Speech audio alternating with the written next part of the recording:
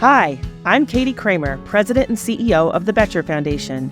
Welcome to Colorado Leadership Stories, where we talk to everyday, courageous leaders who have made transformational impacts in their communities and are building a better state for everyone. You'll hear from leaders and organizations and communities throughout the state as we explore the idea that leadership is an activity that anyone can do. Lisa Reid is a 2010 Boettcher Scholar from Brighton High School who co-founded the Showtimes, a national livestock magazine, alongside her siblings when she was a teenager, when they recognized a need for coverage of the livestock industry in Colorado and Wyoming. Today, their family continues to publish this magazine, along with running a national marketing, graphic design, and photography company. She has served as an active member of livestock judging teams and has qualified multiple times for the Colorado All-State Livestock Judging Team. Lisa's leadership in the industry has transformed storytelling and the livestock media ecosystem, describing agriculturalist life from an on-the-ground perspective. Lisa, welcome. Thanks for having me. Well, we are so excited that you're on Colorado Leadership Stories and kind of watching you grow up in this business as I have over the years. It's just so fun to see where you are now, and I can't wait for other people to learn all about it. I can't believe I've known you guys this long. I know, right? Since since you were a teenager, yes. Right. Well, let's start at the beginning. Let's go back to your childhood, and you grew up in Brighton. What influences or people shaped your growing up years during that time in your life? Oh my goodness. Mostly my family, but growing up in Brighton, it was kind of special because where I went to high school, so I went to Brighton High School. Well, my siblings, my brother and sister went to Brighton High School. My mom went to Brighton High School. My grandma went to Brighton High School. So it was really special to be able to do that because so much in today's world, you see that people are all over the place. They don't necessarily have the roots that they do. But even that, Adams County 4-H, I grew up all the way through Adams County 4-H. You talked about the livestock judging. That's where I was a member of the livestock judging team. Mm-hmm. I learned how to show livestock. I spent the summers with my family at the Adams County Fair. So it probably is what started my love for what I do now, whether it's agriculture, livestock, the creativeness from some of my teachers in high school and whatnot. So it was a really good foundation for where I am now. I'm sure.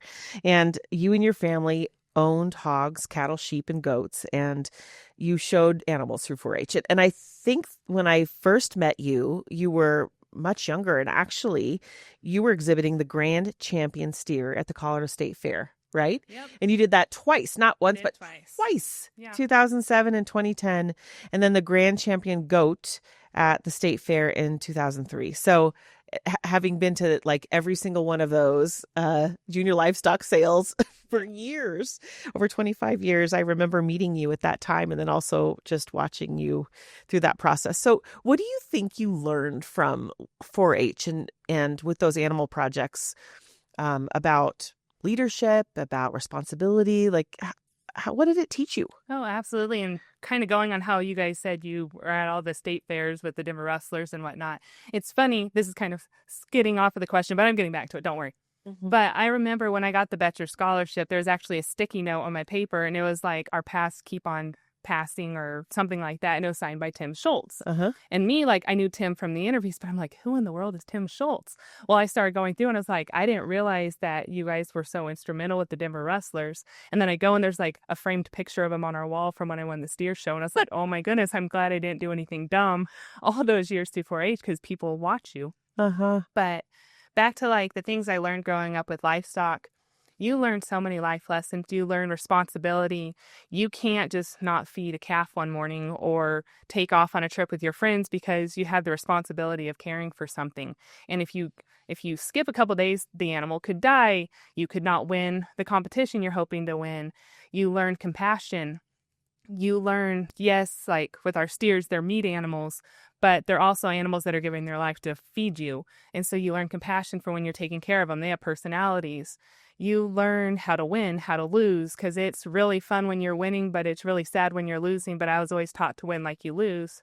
Well, I learned that through livestock, but that's something that kind of goes with you all through life. Like if you win the Heisman, you need to be there and be really respectable about it. But if you lose, it's probably gut-wrenching, but you don't necessarily need to go like spouting off on something. So there's so many different life lessons you learn.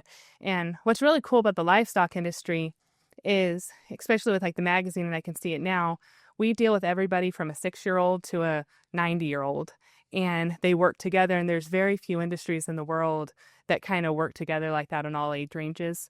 Or I was able to show alongside my brother and sister who were older than me, but my parents were able to be a part of it with me. And so it's really a family dynamic. And so I don't know, there's so many life lessons you can learn growing up. I know it's special industry.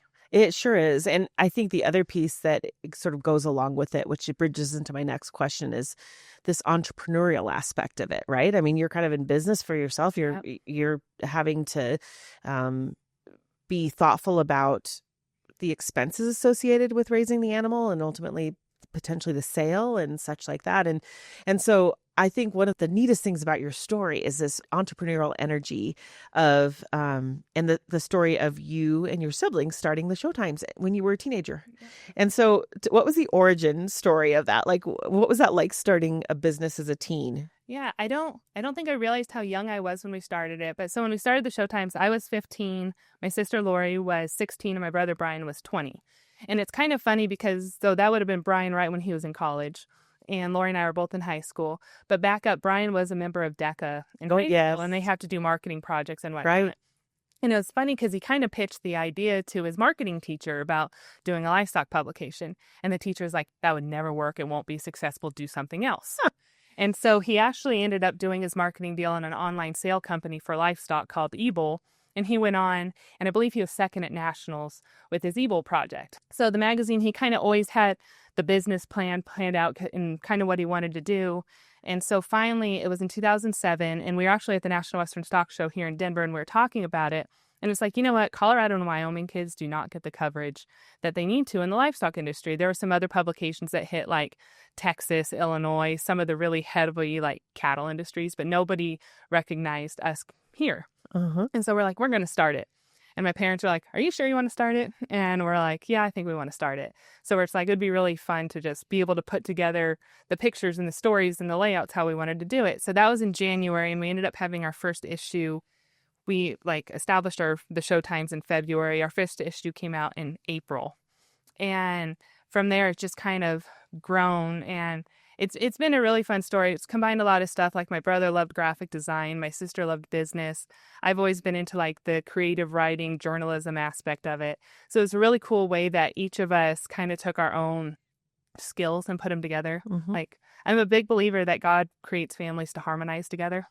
So like each of us individually is pretty good, but when you put us together, it's really special. And you see that with a lot of families. So I'm just blessed that it's worked out and we're still in business almost 20 years later. Amazing.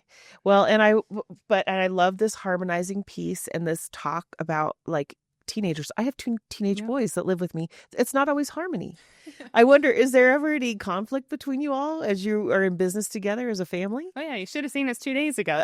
No, it's funny because some people have said that before. They're like, wow, you and your siblings get along so well. And it's like, yeah, we're just angels. No, but you butt heads on stuff, but I think at the end of the day, what's so special with family is you respect each other. And so like when it comes to Brian, even if it's something it wouldn't have been how I do it, I trust Brian enough to let him like roll with something, or I trust Lori. And so I think and don't get me wrong, you can get it outside of family. Like look at the Boettchers, they create their own family kind of here within the office. But there's something you can trust each other. So we'll be in an argument over something, and then it'll be like, hey, what's for dinner? Right. And so there's something, we've all been fired. We all get hired back the next morning. Like our mom helps us out a lot. She's been fired. That was a mistake. She gave it back. But so yeah, there's definitely headbutting. But honestly, sometimes when we're put under pressure is when some of our best things come out of it. Like, cause it'll get like really, really intense. And then all of a sudden when it kind of breaks down and we understand where each person's coming from, something really good comes out of it. So yeah. Well, I want to come back to the Showtimes in a few minutes, but, I want to discuss a little bit more your journey. Okay. So you win a Boettcher scholarship at Brighton High School and then decided to take college classes remotely at Adams State while you joined the Maine Anjou, am I saying that right? Maine Anjou. Maine Anjou, National Junior Board of Directors to help advocate for that major cattle breed. Tell us about that time in your life. why did you make the decisions that you did? Why did you just decide to prioritize this, and what'd you learn from it? Yeah, it was a busy time in my life. It was a good time in my life too. It kind of set the foundation for where I'm at now.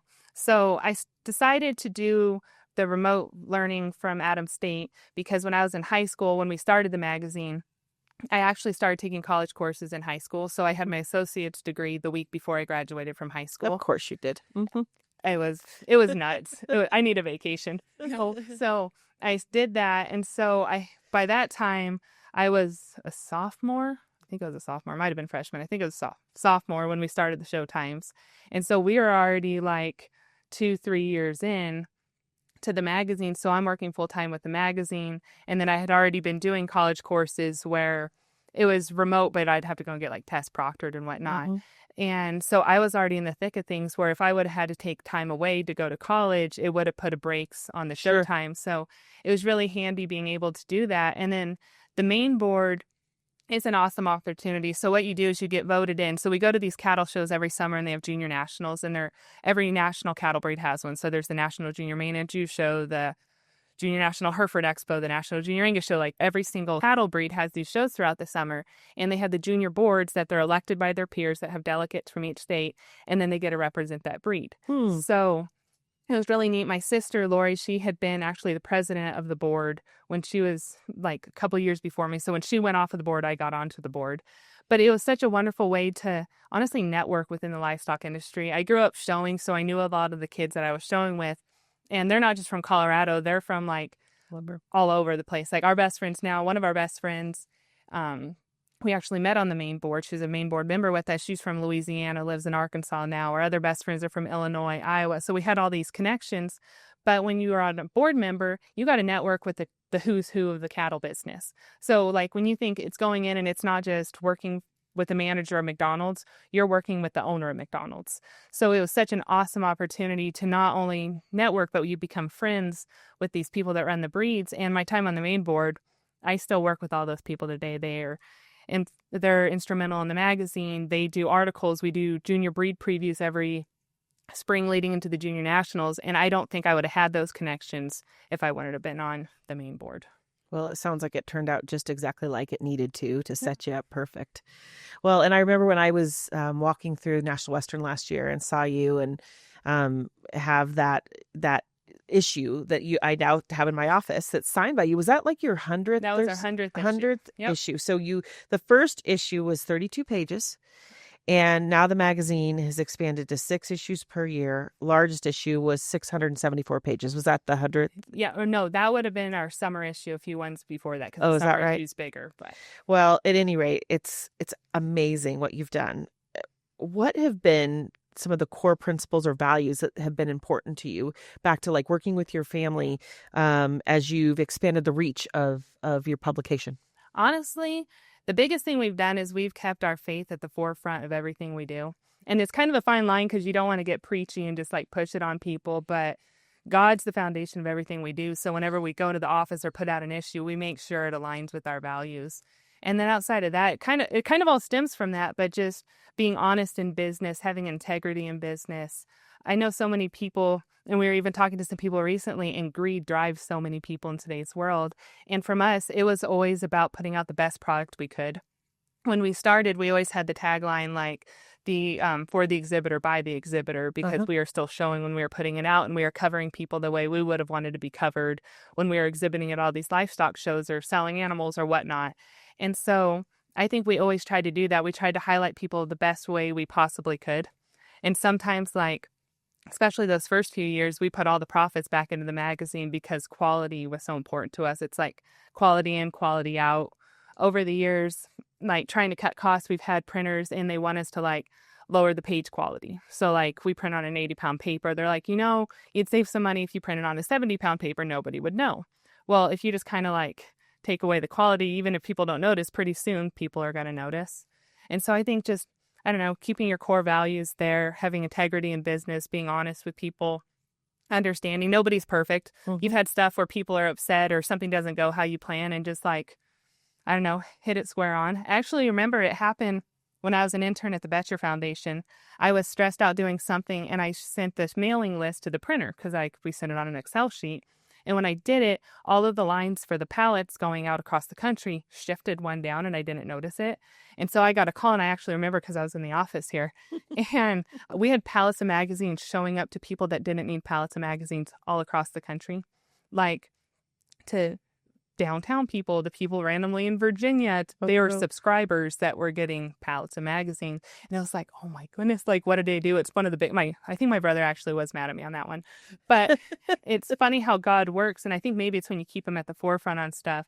It turned out to be a blessing because we met those people that got the pallets. And then all of a sudden they're like, hey, we have a big event that's here every March. We'd love to put out magazines for you. And so it actually opened doors in a way that literally was like an Excel sheet shifting wrong. So oh wow, what a story. Yeah, that was a long response to your question, I think. No, it's a good response. Well, and I wonder, through this business and as you've navigated over the years, has there been a mentor or something that's kind of come alongside that's helped you?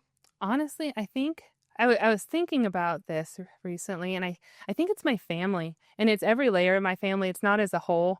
It starts back to like my grandparents. So my mom's parents, they were very poor, and they grew up actually where my grandparents lived and built their home almost 100 years ago is where our Showtimes office is today. Yeah. Like it's on the same property. Wow. And my grandpa, he worked in the sugar factory in Brighton. Right. And my grandma worked in Kuhner's factory in Brighton. Mm-hmm. And they were just very poor, but just good Christian people with strong faith.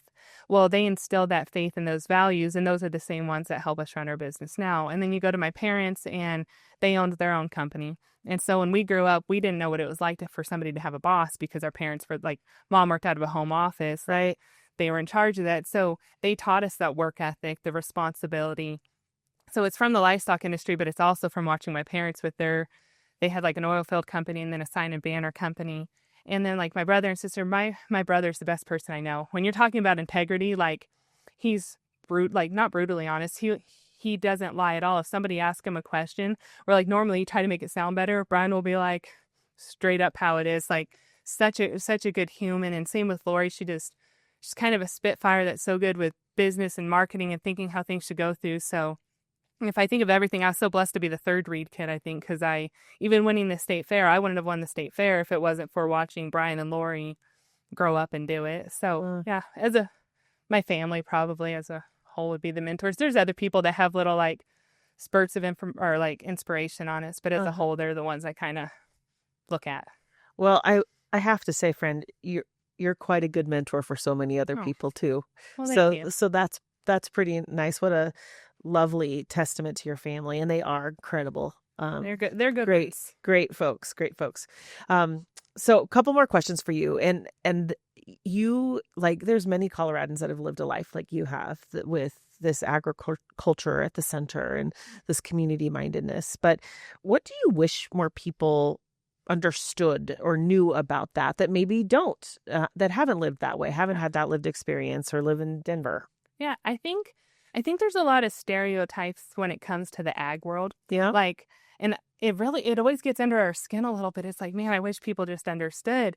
But even I remember going back, like people think of ag people as just country bumpkins with like straw in their mouth kind of deal. I remember at church years ago, our pastor did this deal and it was like country day and he came in like overalls with no shoes. And it's like, people don't go around like that. Like I know friends that wear like overalls, but they don't go around like that. Yeah. And so I wish people knew that some of the people in agriculture, they're not just smart when it comes to ag, but they're some of the best business people I know. And that's one thing that's been so cool at the Showtimes is we've got to work with some really, really neat people.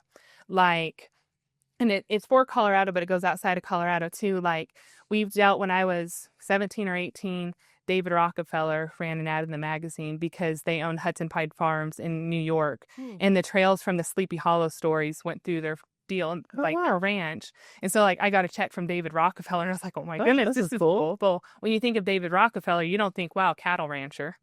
Or there is we have a Hall of Fame in the Showtimes, and some of our Hall of Fame members were like Cherry Knoll Farms. They're out of Pennsylvania. Well, it's Campbell Soup. It's the lady that owns Campbell Soup, Godiva, V8. Or we're friends with Ty Warren, and he was one of the captains for the Patriots when they were winning all the Super Bowls with Tom Brady. Mm-hmm. And he actually played for the Broncos. And you see this big old football guy. Well, you don't think, hey, he has a Simmental ranch in Texas. Right. Yeah. Mm-hmm. So if you think about this, you don't think like, hey, those people are agriculture, but everybody's tied to agriculture some way or another. Some people just show it a little bit more, or they don't realize that a cow standing on the side of the road is not just a hamburger. It might be a $200,000 donor that they're selling embryos on. Mm-hmm. And so there's so much to it. And so I think there should be a respect there for it. So they are some of the greatest business minds I know. Mm-hmm. And then I think it's hard where like things like the meat out there, different things like that. Don't get me wrong, everybody has their own like things they believe in, but I think they don't realize, like I remember way back when my brother was in elementary school, he did a speech and it was called "Where's the Beef?" Mm-hmm. Well, he was talking about animal byproducts. Mm-hmm. I don't know if people realize when you go to the grocery store, everything from your nail polish to your shampoo is an animal byproduct. Right. And so they're like, their agriculture is all around you. So I think there's just a respect to it. And I think we live in such an agriculture rich state. Even like, I know I'm getting wordy on this, but down the road from where our shop is, there's like Petrocco Farms. Well, you'll see Petrocco produce and King Supers. We were over in Grand Junction and they're selling Rocco corn, like out of boxes at some of the stands. And I'm like, hey, that's just like down the road from where we are. Mm-hmm. Or Palazzi Farms, such a rich family history in Brighton, or it's just all around you. So I think people sometimes, especially if you're removed from it, my grandpa kind of had a saying, and it was like the further away from the soil you get, the more of a fool you become. Mm-hmm. And that's not bashing anybody by any means, but it's just showing you that like it's important to see where your food comes from. It's important to see where your meat comes from. But at the same time, you need to respect those people, because most of the people in the livestock industry I know, they listen to rap or hip hop music. They don't wear belt buckles. Mm-hmm. They don't wear boots all the time.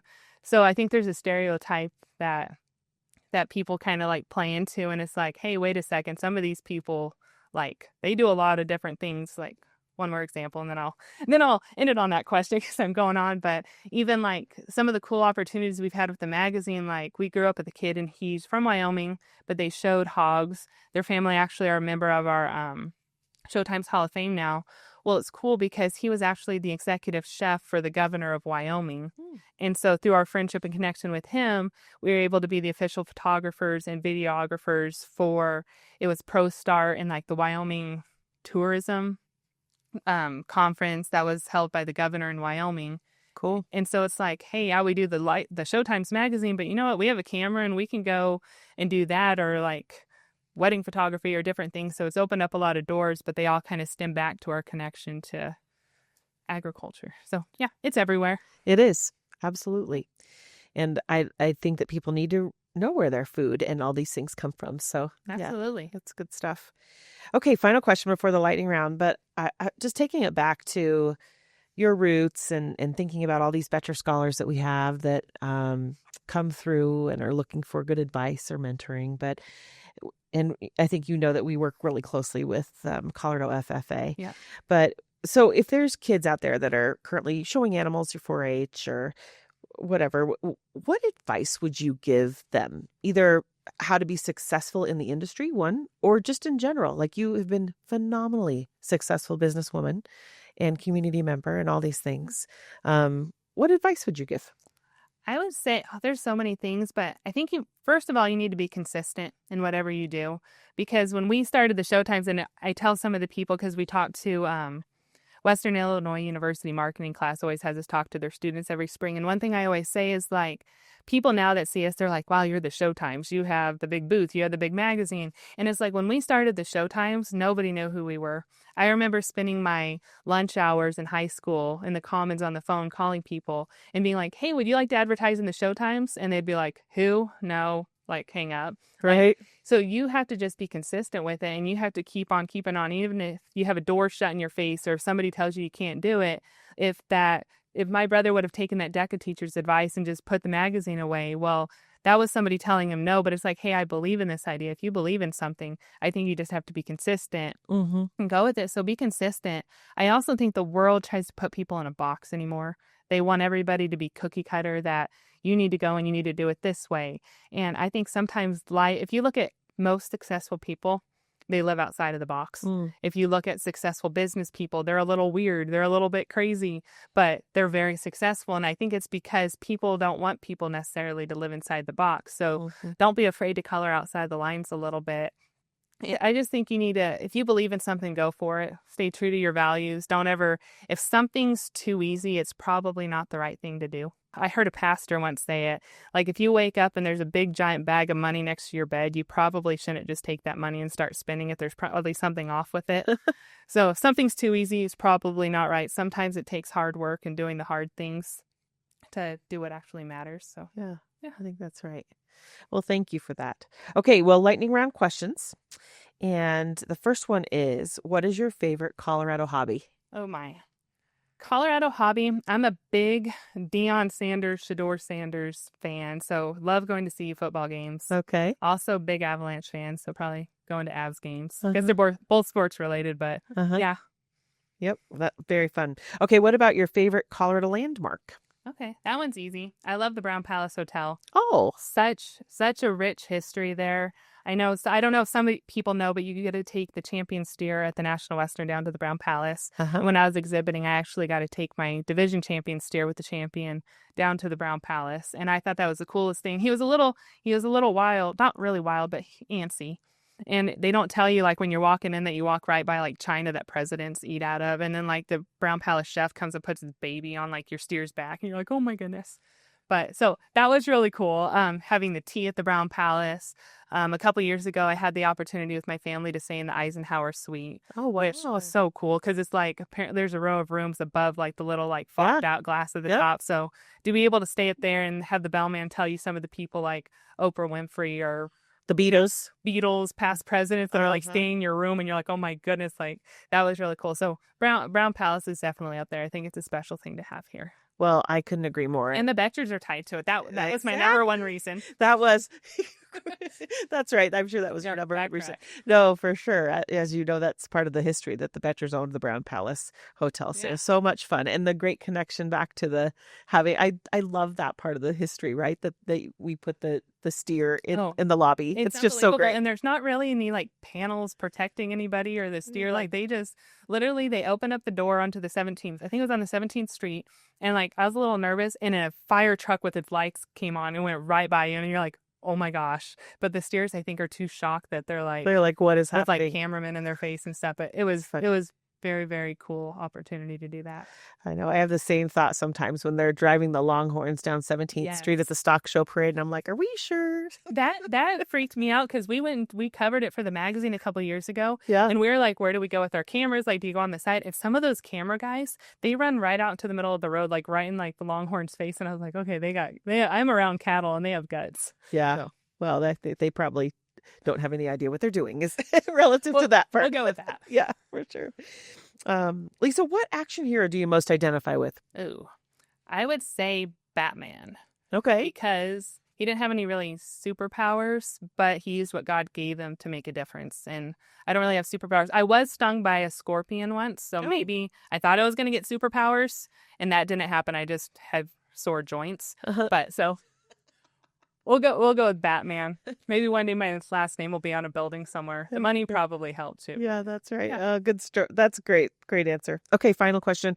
What are you currently binging? Is there a show or a book or a podcast you're enjoying? Honestly, there's a new author my mom told me, and it's Terry Blackstock. And she's like a Christian mystery author. And it's kind of like John Grisham-ish, but she's so good. I've been reading a book a day about, which means I'm not sleeping at all. Right. But it's really, really good. Oh, wow. Good to know about that. Yeah. Well, my friend, thank you so much for coming in. And it's just love spending time with you. I'll look forward to seeing you at Stock Show. Likewise. Again. I felt so honored and humbled to have you guys even ask me to come here. So thank you. Well, thank you for letting us tell your Colorado leadership story.